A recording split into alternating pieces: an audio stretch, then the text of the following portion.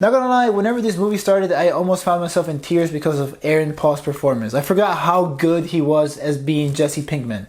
Holy crap. Welcome back, guys. I finally watched El Camino, a Breaking Bad movie. Funny thing is, I didn't know that the El Camino part meant that they were talking about Todd's car. The whole time I thought, like, okay, El Camino means the road, you know, translating it from Spanish to English, but that's not the case. But I am going to get into some spoilers. I will keep it minor because I feel like I have to talk about spoilers because, you know, for people that have seen the show, I have to talk about some things that did happen in Breaking Bad versus to what happens in this movie. Now, you've been warned, spoilers, so let's start. So Camino literally picks up from where we left off in the final episode of Breaking Bad, which was Felina, and that is when Jessie Pinkman escaped. And like I said earlier, I almost was in tears because I felt so bad for what happened to Jesse. And props to his best friend Skinny Pete and Badger because they come out and help him out in the best way that they can. You know, he's like all bruised up, he has so many scars on his face, he's almost unrecognizable when they see him. But the biggest thing about this movie is that this movie does give a lot of closure to a lot of the Breaking Bad fans because, you know, the series ended with him escaping and Walter White possibly dying. Again, reiterating spoilers. But yes, we find out that Walter White does die. This movie is not like an entire flashback. There are flashbacks in the movie itself, but they're flashback to moments that were off screen in Breaking Bad. Like the opening shot with Jesse and Mike, they're just basically talking about how, you know, where would you go if you had a chance to restart your life? He says Alaska. So the whole time I was like, okay, I guess his goal is going to be to go to Alaska. And you know, they throw in flashbacks here and there, which were pretty cool because we get one with Walter White as well. And it's a very touching moment. Like, you know, that's when they basically started cooking meth. There's also one with Jessica Jones. And yes, I'm saying Jessica Jones because she looks literally like she is in Jessica Jones' costume, like she's about to like team up with Luke Cage. That's just me though, but she's in it as well. There are a couple like flashbacks to other characters and also to the moments when he was caged in from like Nazi looking group or whatever. Todd himself, we get some crazy flashbacks with Todd. Todd is a crazy guy. Let's just put it that way. He's too calm, but at the same time, he's crazy because I don't know if he's a sociopath or a psychopath. I can't really, I guess I don't know, but I'm pretty sure he's one of them. He has a really cool, clean apartment, and then later on we find out that he has killed his maid because she found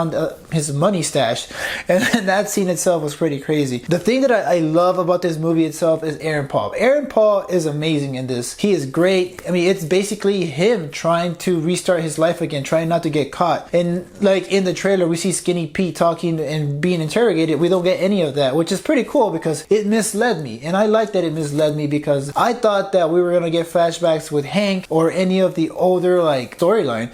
So I like that they didn't include all that. It was just contained to Jesse and a few people. Now we do get two new guys that they portray FBI people in the beginning. Like Jesse goes to this apartment, he goes to Todd's apartment to try to find the stash that he had hidden, and these two FBI guys show up, and I actually think they were a good inclusion because they tricked me as well. They kind of like said they were FBI cops, they were there, and like the landlord's like, you know, the cops were already here. Well, he's like, well, we can't never be too sure. So turns out that they're not cops at all, and you know, they're there for the money as well because they're the ones that help put Jesse in that cage. Now Gregory Solis, he's one of the guys that is dressed up as FBI, but he's one of the guys that did the soldering for the cage. He's actually really good, and I really like that he was an antagonist. They basically split the money three-way. Like eventually, you know, Jesse was like, you know, you can't kill me. Like, you know, if you kill me, you're gonna have to kill the landlord, and then, you know, you really don't have an escape. But I like that Jesse is really trying to get the hell out of there, and he's actually trying to start a whole new life. And then I totally forgot about the whole point when Walter White went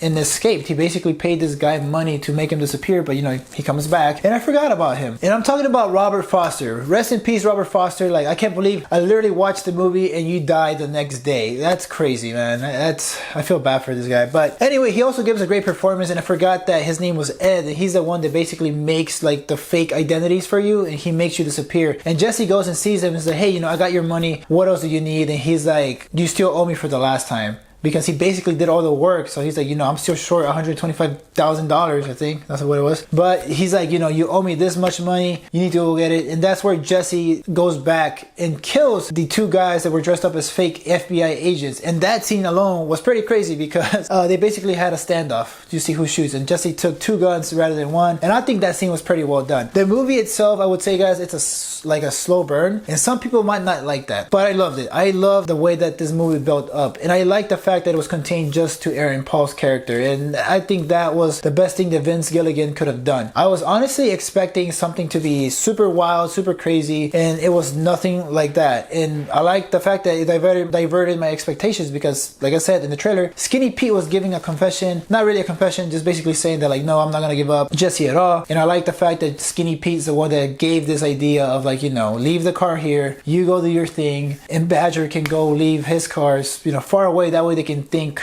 the worst. So yeah guys, I loved El Camino. I definitely think it's a great way to close out Breaking Bad, especially because, you know, a lot of people were left with like, okay, what happens to Jesse? And he ends up becoming Mr. Driscoll at the end of it, and he sends this letter to Brock, which you can't really read because it's kind of fast. He gives it to Ed, and he's like, you know, anybody else you want me to say bye to? And that's it. But with that said guys, I'm gonna give El Camino, a Breaking Bad movie, a 4.5 out of 5.